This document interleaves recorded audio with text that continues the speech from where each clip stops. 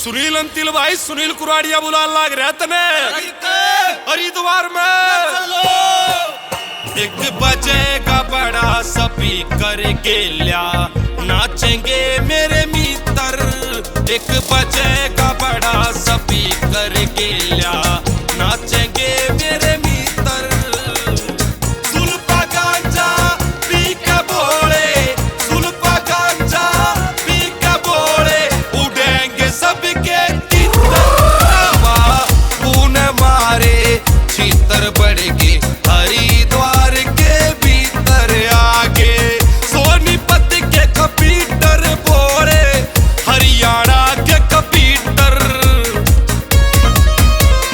आली राली तूफान डाकोड़े, बम बम बोल वीर बजरंगे। हर हर महादेव, वंदे पार्वती, नमो नमः शिवाय। ये सोनीपत के रपाणीपत के रठाली डाग रखीच 2 मीटर। मारे लंबे लंबे सूट एडी दास के पैरे बूट।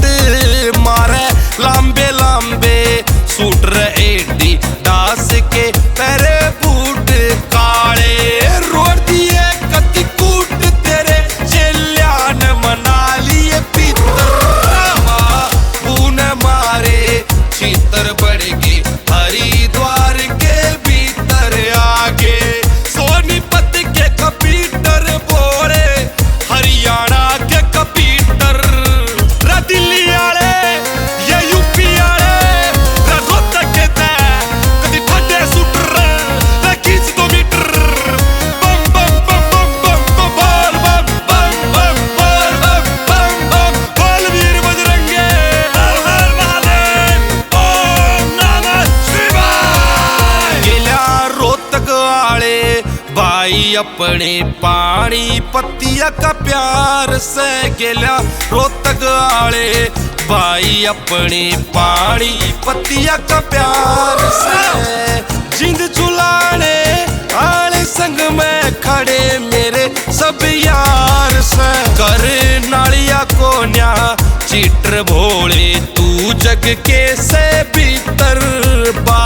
पुणे मारे चित्र बढ़ गए हरिद्वार के भीतर आगे। तू क्या गेल्या, तू नंदी गेल्या, तू बक्का गेल्या, सुनील अंतिल तेरा पक्का चल्या।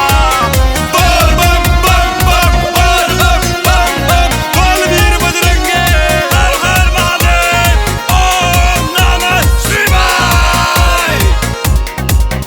बोली ताऊ त राम राम, चाचा बोलिया कुछ ना काम। कावड़िया का लाग्या जाम, नीलकंठ पे तेरा दाम। कर लो शिव शंकर का चाप, गले में पड़ा सकाला सांप। लंबे रूट दिए कति नाप, सुनील अंतिल ने छोड़ दी चाप। फिर बाबू ने मारे चित्र बढ़ के हरिद्वार के भीतर आगे। सोनीपत के कंप्यूटर बोले, सोनीपत के कंप्यूटर।